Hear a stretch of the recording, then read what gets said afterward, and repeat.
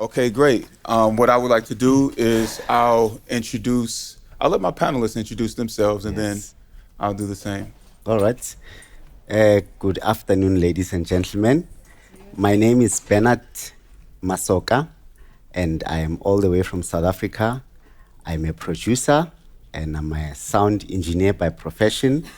And one of the things that I'm looking forward to is also just teaching you maybe our native language, which is isiZulu. And I was asked by my panelists here just to greet you all in isiZulu and say sanibonani, niyamgelekile kule ndawo lena and siyajabula ukuthi nikhona ukuba nathi. This simply translates that hello everybody, you are all welcome and thank you for coming and joining us. Thank you.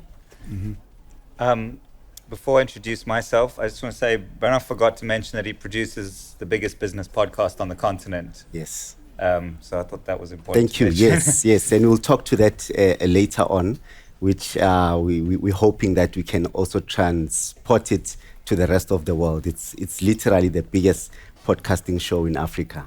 Thank you, John. We run the biggest podcasting network in Africa called the Africa Podcast Network. Even though we're South Africa based, we're working across the continent and really focused on monetization solutions. We also run a podcasting studio that's really focused on empowerment, training, and access to equipment and podcasters.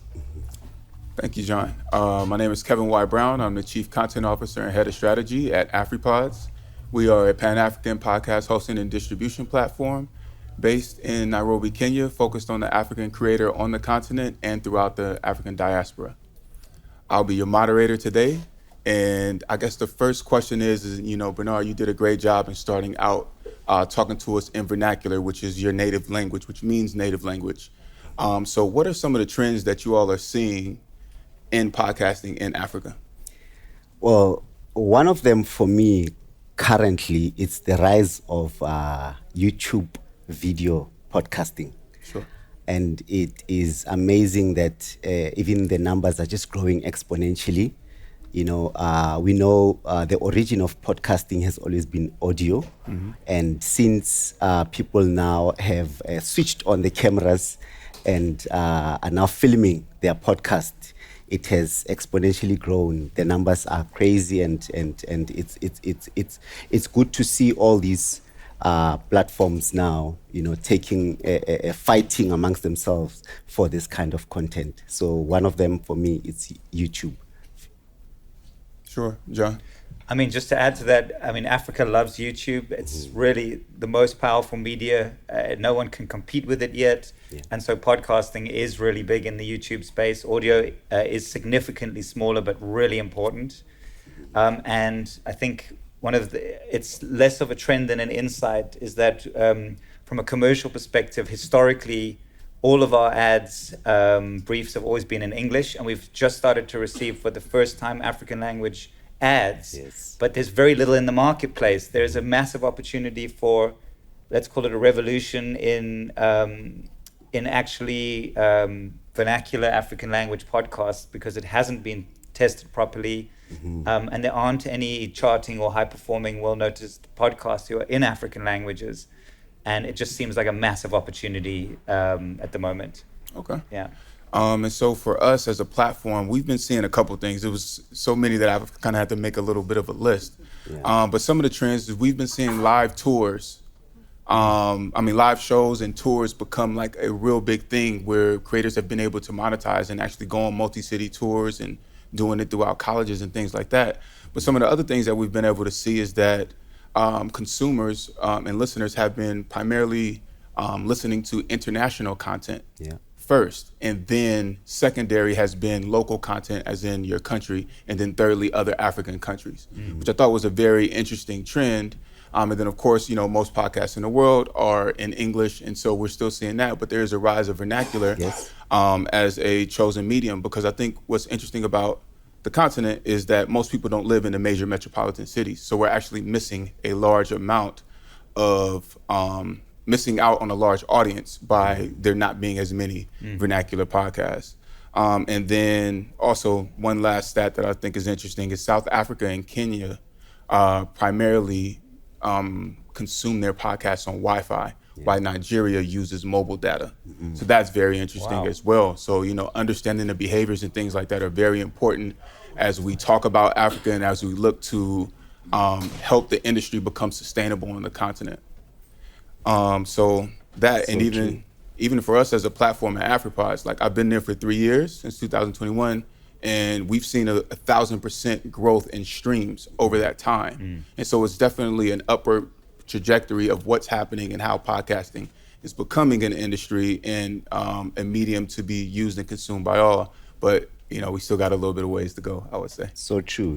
Speaking on that, native languages, I think I tend to look at podcasting as storytelling as well. This is a platform where people can just have a captive audience, and the more we can promote it in our native languages, I think that's when we can start seeing the biggest rise of podcasting in the African continent, because we are blessed with so many diverse languages and cultures, and the more representation that people see of themselves and their languages, then it's easier for them to jump onto this growing bandwagon of podcasting. So yeah, that's a very good point. Sure. And John, when you talked about, just now receiving, you've been in the podcast industry for how long? A while. But I think it's important for you to give us, kind of like a framework of years, because just now, as you've been in the game for so long, you're just now seeing advertisements coming in dialect or in vernacular. So I think, Africa, what is the whole world in the monetization space? The big step forward is like education of the marketplace. Sure. And Africa we've come to podcasting really late, much later than the rest of the world. Yeah. Spotify came really late, but it's been a very aggressive drive. There's guys like Mac G who, we worked with from 2,000 subs to over 1 million subs, and he's now considered one of the biggest YouTubers in the world. Yes. Sure. And that's just from driving like podcast, and only started it like 2.5 years ago. So the biggest hurdle has been, like in every territory, is the marketplace understanding podcasts. And we're just sort of at that tipping point now that everyone has been getting to, where brands can't deny it. You remember when social media, when brands would go like, oh, I guess I better have an Instagram account. Like now brands are like, I don't know what it is, but I'm talking about in Africa, but I know we have to be in podcasting. So there's a very strong educational piece. The numbers are there. They're growing really well. There's an amazing community. So the brands coming actually, even though it's late, early into the vernacular, into the African languages, is an indicator of opportunity that podcasters, I thought organically there would be a lot more podcasters just popping up in African languages, but I think it needs a pioneer to sort of get into that market for sure. No, I'm in agreement with you. And, even for us, like you hit it right on the head when you talked about education, Yeah. right? Because it's like we're building the ecosystem at the same time, educating the market on why podcasting is needed. And so like we find ourselves pitching agencies, you know what I mean, as a platform in order for them to understand the opportunity that lays, at their feet. And what we're also seeing from different agencies is that creators have, this is like another avenue for them, or another vertical, right? In addition to, your TikTok, your Instagram, and all of these things, is now you can also have a podcast, and it can become another stream so that you can execute these campaigns. Yeah. So very, very, very, very interesting times, I would say. But with that being said, what are some of the challenges that you all are finding for creators in your market? Because I know you guys are both primarily dealing with creators in South Africa, and us in Kenya and Sub-Saharan. So I think we might have some parallels, but also some differences. So Sure. yeah. I think it's too much talent and lack of infrastructure. Okay. Meaning, you have podcasters who are passionate, who want to be part of this growing movement, but they are doing it from sort of from their back rooms, and it is not professionally done. But they are they've got the numbers. You know, there's a community behind them. They're engaging. So I liken our podcasters in South Africa, that is, to, you know, binge watching. You know, when your Netflix and Amazon Prime came to be known, us knowing about them, we actually realized that we've entered that era of binge watching. So people want alternative. People want to be exposed to content, and no matter, sometimes they can overlook the quality, but because they want content, they want something that they can relate to, like I said, with regards to their native languages and trends, and people who speak their language, you know, the trending languages, trending dances. If you think of Amapiano right now, Sure. which is taking over the world, and we have taken it to the world. Podcasting is going to that platform as well. So I think that we've got too much talent, but we lack the infrastructure in terms of just professionalizing it, and it's just a matter of time. Sure.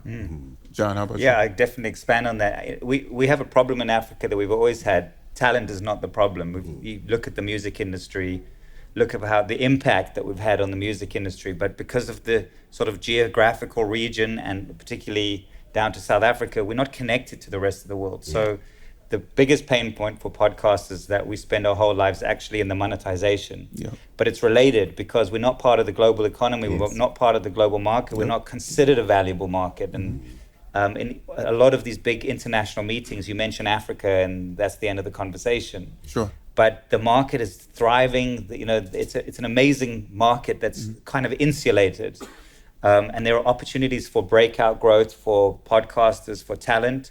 That, you know, it's more conferences like this to be at to just try and expose them. But the focus is everyone. We've all got the same problem as a podcaster, is really getting that monetization piece right, and that is starting to come. It's been a dry, dark space. Sure. But it's really starting to move very, very quickly now. It's a great time to be focusing on growth of your podcast in Africa. So, yeah. No, I love that. And I think for us as a platform, what we see, I kind of liken what we have going on to podcasting in, you know, US, let's say like 2015, 2016, right? We have discoverability and monetization as some primary challenges. And I think that ways in order for us to solve with that is like, you know what I mean? It's like, you know, some of the bigger podcasts in the States, you know what I mean? They became like staples, and everybody was just into them. And then from that, you were able to kind of galvanize others in order to create a sustainable industry. What I've noticed is that we have some really, really well-performing podcasts, but they're moving in silos. 100%. And so we need to move together as a unit in order to say, hey, this industry is here. This is a part of what we're seeing, what's happening, et cetera, and this is what we can do together. And so a part of my efforts and my role has been lately in content acquisition and getting podcasters to see the power of one instead of many, right? And so in that, it has been, you know, some great things happening. Like there's a young lady named Adele Anyango from Legally Clueless. And, you know, I think she had a tour sponsored by a gas company where she went to multiple places. And, you know, kind of unprecedented. She's an ex-radio personality, so we're seeing a lot of radio personalities like leave the radio industry and then join podcasting, even hedging as podcasters before they even leave their 9-to-5 job, and creating a sustainable way of being a full-time creator. And so this woman, you know, she does like wellness courses, she does podcast trainings and all of these things. So she's created these different lanes for herself in order to monetize. And so I think that that's one of the big parts about essentially solving for the monetization issue that we're having amongst the creators, is showing them that, you know, the podcast can be a vehicle. Because I always say that people podcast for 3 reasons: to increase their income, leads, or authority. I don't care what anybody says, it always boils down to those 3 things: income, leads, or authority. And so in that, you have the opportunity to create something sustainable, but you of course have to look at it from a business perspective. So, and on the discoverability part of things, I think that it's just the searchability. Like we're a last thought, as you were saying, John, you know what I mean, when it comes to these bigger platforms and things like that, which is why an AfriPods exists, because we're working to build the largest library of African stories on the planet, and we're there and on the ground for the African creator. So yeah, I'm off my You soapbox. should get revenge on all your cool features. You only turn them on in the US late. Oh, and you know what's interesting? When you talk about cool features, one thing that we did in order to help the creator, because Bernard, what you said earlier about professional tools and access to, is AfriPods, and I literally spearheaded this. We have an audio editor in our creator dashboard. So for the creators who are not able to access, like your Adobe Premiere and Audition and all of these things, right? Like you can use this tool, which is free, AfriPods is free, in a dashboard in order to be able to produce and then release your podcast. So, you know what I mean? It's us taking the initiative to make things accessible for the creators to be able to publish, you know what I mean, at a high quality rate, to your point, Bernard. Definitely. And I think one of the other things which I would speak to that also disrupts or help young podcasters is the use of AI. Now I think we're having that conversation earlier. About the editing. I mean, this also speaks to infrastructure, right? So the use of AI, I think, in terms of podcasting, helps content creators in terms of editing. There's one, if some of you guys don't know about it, it's called Autopod. Like I said, I am in the production side of things as a professional sound engineer. So you almost want to come up with solutions to help creators to say, what do you do after filming your podcast? And to reach the market, you are limited to resources. You do not have the editing capabilities, but you've got content, you know how to reach out to the market, but you need to professionalize it.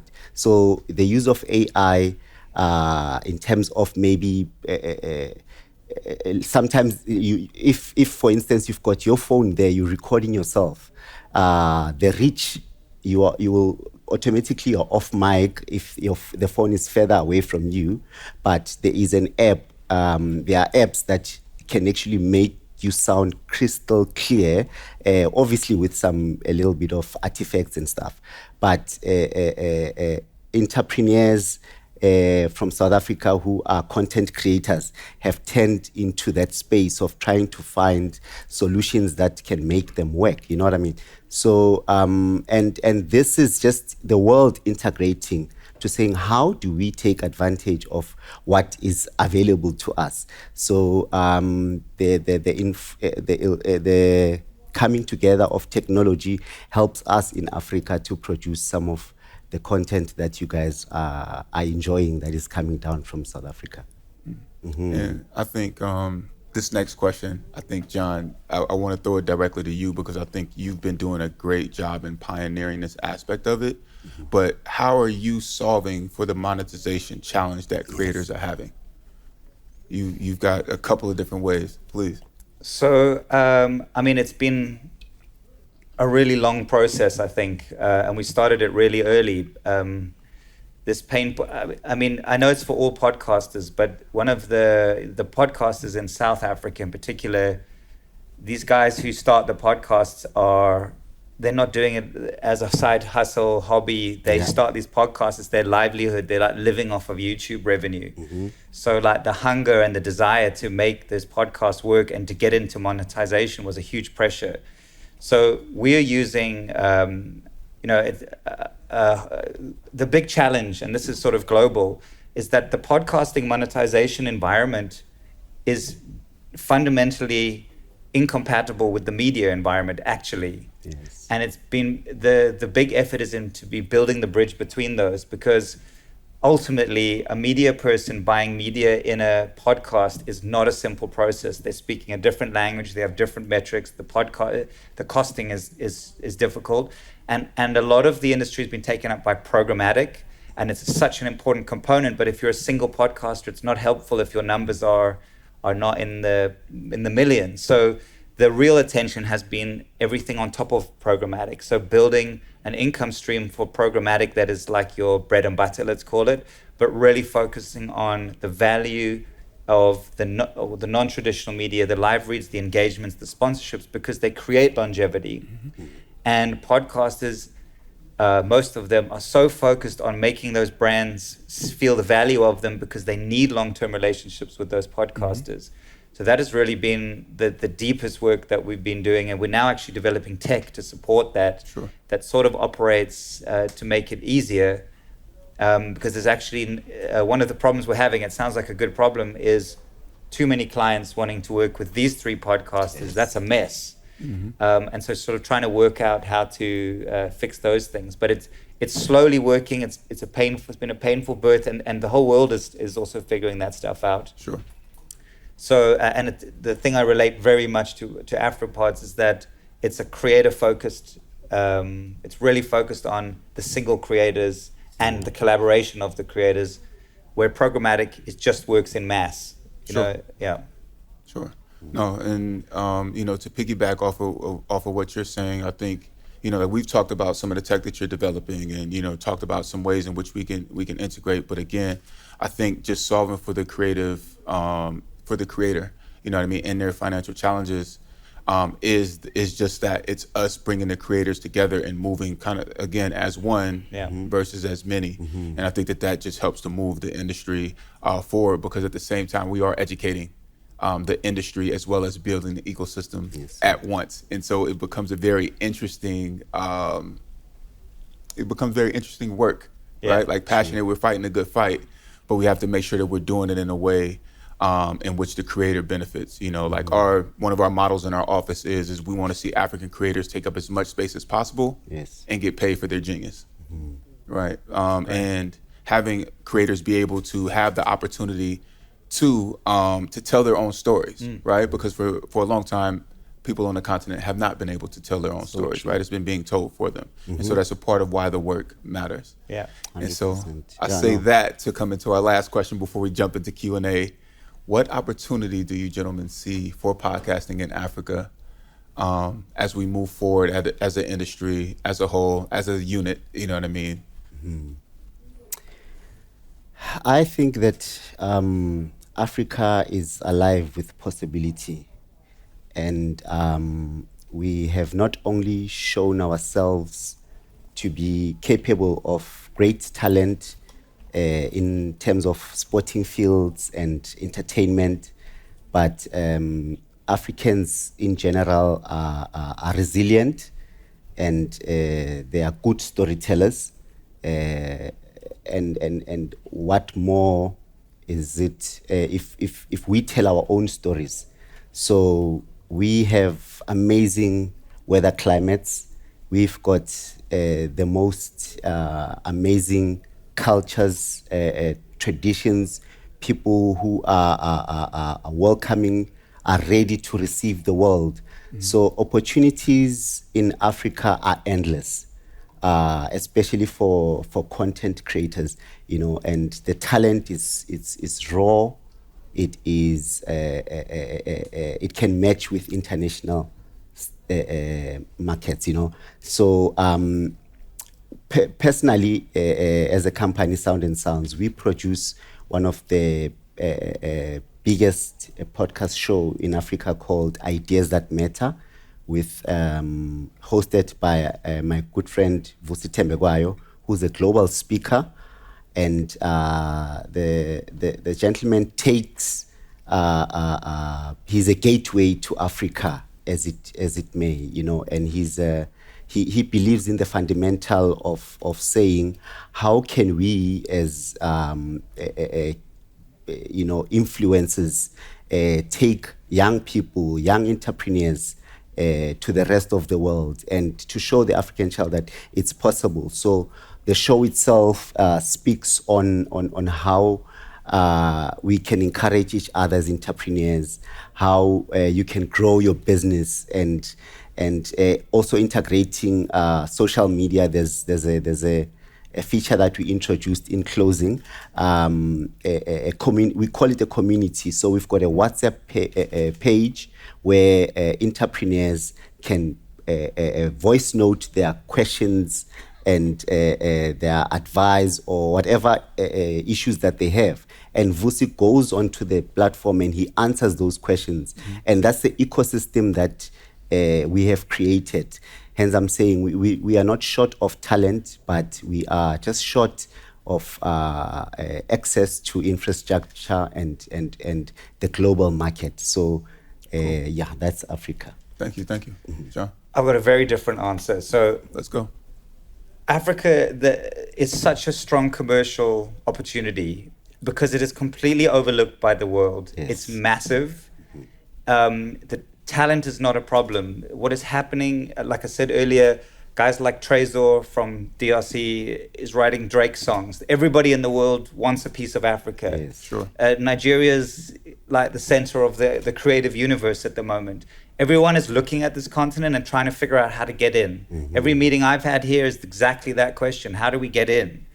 And I think it's a space for innovation. Like what happens in Africa, because YouTube and Spotify won't give the features that you need, and Afropods gets invented. And the fact that we recognize opportunities for African languages, it needs to come built from within and working together. But the commercial opportunity is really ripe. Yeah. And at the moment, with Africa Podcast Network, I'm not selling the network, but we're a creator-centric network where most of the revenue goes to the creator because it's about building the industry. Sure. But at the moment, we are taking full advantage of this sort of vacuum to create as much income for the creators as possible. But it's a space for innovation, both in creativity and in technology, because it's kind of untapped and it's unregulated and it doesn't have any of the sort of stalwarts of years and years of industry. So if you are inspired and innovative, this is the time to really, really shine. And if you're looking from the rest of the world, the commercial opportunities to really jump in are really affordable at the moment, with great reach and great engagement with people with real buying power.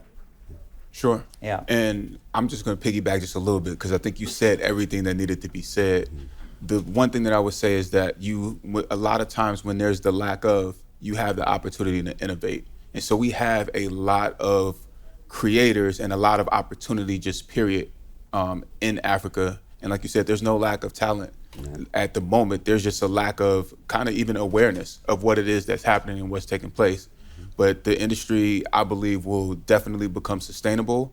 And what will become very interesting is that you'll have guys who have been here for a while who will then be at the top and kind of be grandfathered in. And that's even part of the reason why I moved from New York to Nairobi in order to get into the industry, is because I saw where it would be heading in the future. And I wanted to be a part of helping to create something and be a part of creating an industry that, you know what I mean, I could look around and see how amazing, and the impact of our work. But I also want to say this, that I'm a pioneer, but there were people there before me. And so therefore giving respect to them and also, acting accordingly in that regard. So that's where I see the industry becoming sustainable in Africa. I just want to say one tiny thing.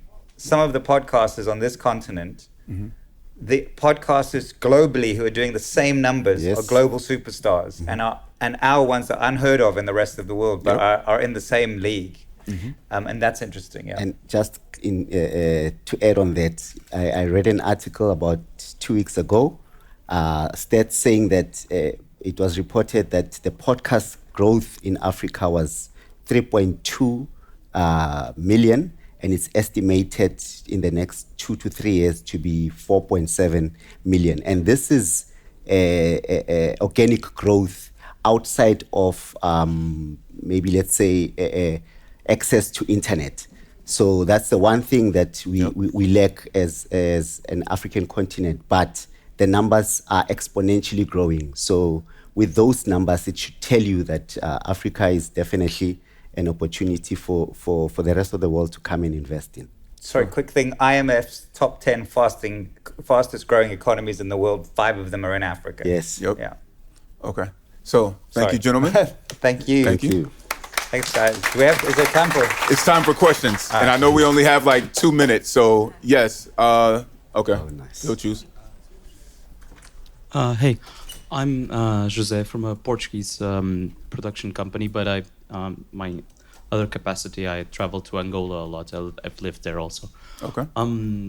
My friends there, sometimes they still use, for example, Spotify in a different capacity because of the higher price of mobile data, and a lot of times Sure. no access of mobile data. Not sure how it is in other African geographies, but in Angola, it's often like this. And so they, for example, they download musics much more than Stream. we do Yeah, in they Europe, stream. that we just Sure, stream. sure. So how do you think that changes the consumption of podcasts and the consumption habits, and what kind of podcasts get made if people watch more with Wi-Fi? How does it change the landscape? I mean, I'm just going to make a quick answer to that. First, there's some interesting insights on that. First of all, the cost of data is a big deal, and I just want to side hustle that and say there's also opportunity for innovation in that space. If you can solve that problem, you're dominant in that space. Yeah. The second thing is, what is interesting is, I've watched for this is 10 years of pain. Like every year, the biggest companies in South Africa, the cell phone networks, they launch a network of content. And the philosophy is people can't afford data. They're going to watch any old crap. So we're going to fill it with crap and we're going to monetize that audience. And they fail every single year. So true. And then if you look at a MacG or a Tembakwayo, it challenges the notion of data because the numbers are astronomical. If the content is wanted, the audience will find a way. They'll rather have the data than get food. So quality of content, and so I think I know that's a mixed message, but I definitely think it's something that there's opportunity to solve, and it doesn't have such a negative impact. If people want to find the content, they find it. Yeah. So that's just my little 2 cents. Sorry. No, I would agree. Next question, if you like. Thank you for your presentation. I've always believed that there's real opportunities in Africa, but what I wanted to understand specifically in Kenya and South Africa, what's the actual numbers of listeners for podcasts? Because you've been describing building the infrastructure and all the challenges in terms of Wi-Fi, etc. So today, what would you say were the numbers in South Africa and the numbers in Kenya, and possibly even Nigeria has been the 3 major centers? You're talking tens of millions, but what you have is across platforms.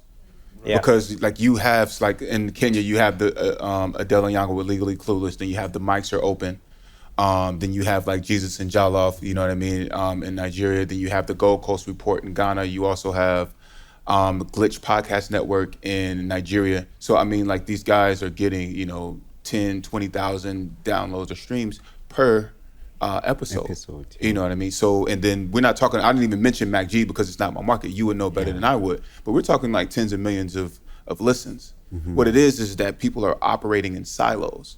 Yeah. And so the silos is what makes you, it's like, you know what I mean? Like if we're all podcasters here, then, you know what I mean? John's getting $10,000, he's getting 2, I'm getting 4. But if we all were together and we're all in this, let's say on the same hosting platform or even in the same network, then we in power could do more numbers or higher numbers. You see what I mean? It's not a concentrated effort. So tens of millions. The podcast analytics are in silos, unless you're a major network like an Amazon, but they don't have the full footprint in Africa of African content. So it's very scattered. It's not a cohesive environment. Like we know our numbers for APN, AfriPods know what they're doing, but the question is really just trying to understand monetization. Yeah. In terms of attracting, sponsors and adverts, etc. Sure. Well, we could say like, honestly, like in the tens of the millions in different, amongst different creators. Yes. Hello, thank you so much for your talk. I'm Hannah Gelbart. I host What in the World on the BBC World Service, and we just got back from a trip to Nigeria on Saturday. Awesome. So it's fantastic to be here and hear your insights. And I got to meet some fantastic content creators out there as well. Yes. We're trying to make a daily news and current affairs podcast for Gen Zs, under 25s, around the world. Africa's a specific marketplace because of the things you said. There are loads of young people, digital natives. So we've been to the continent, we've spoken to students, we are working with our reporters in bureaus. What else can we try to do to get this audience to listen to our show? Well, I think what's important to keep in mind is that actually news and current affairs is like the number 3 listened to genre. First is cultural arts. Then second is health and wellness. And then third would be news and media. So in order to get the youth, you want them to listen to a daily news show. That's interesting. We've got a guy, I mean, just as a thing, there's a guy in South Africa, a white guy called Dan Corder, who is smashing news. Like, he's taken over all the news networks by approaching news from a youth perspective. You should really look at what he's doing. And it's multicultural. It speaks to everybody, mass market, the way that he's approached news. I just think that might be an interesting thing to look at. And then also I would probably say if it's geolocated, because I think what we're seeing is that guys want to know what's happening in their particular local markets, because the thing is like Kenya had some really, really bad flooding. But even within the different parts of the country, you know what I mean? Like you had different types of experiences taking place. Like Nairobi was not the same as what was happening outside of the city. So I think, you know what I mean, it'll be kind of tough for somebody to be very interested in what may be happening in Nigeria when you have, you know what I mean, what's going on in Kenya. So it depends on what the mix or what you're covering on the show. So we could probably talk a little bit more about it. Great, He'd I'd be a love good to. guy to talk to about it as well. Thank you very much. Definitely. There's one more question this side. I think that, John, you said earlier on that people, if they find good content, are ready to get data rather than buy food. Yes. I work a lot with Francophone Africa, and this is not really the message I get, because African countries in Francophone-speaking Africa are the poorest. So when you have a family living on $1 or $2 per day with several kids, they have priorities. So my question to you, the three of you, who is your audience? Who are they? Can you describe them in each of your territories? So I just want to qualify what my point that I was making was that the quality of the content is very, very important. That's what I was saying, that even in where data is very expensive, and that it's very hard or expensive to get data, if the show is really, really consumed, people will get the data. That's been our experience. And then I will retract for the rest of it to say, I can't answer your question because all of our podcasters have a completely different market. Yeah. We didn't create them. We're working with them. So they all have a different service, different audiences, Pan-African, and across all the sectors. So on maybe just to add on the audience, for one of the shows that we are producing, it's mostly entrepreneurs. As we see the rise of AI and people being let go of their jobs, people are coming into the space of entrepreneurship. So people are forced to think outside of the box. So people are saying, how am I going to survive? You at least need 2 or 3 other professions just to survive in this tough economy. And I saw the numbers also around the UK as I was here this week. But it is, how do we navigate now around this new monster? So our crowd is mostly entrepreneurs and people who are trying to say, how can I innovate? How can I have a side hustle? And that's the kind of audience that we have. That is between the ages of Young, 18 to... aspirant youth. Yeah, aspirant youth, 18 to 35 maximum. Yeah.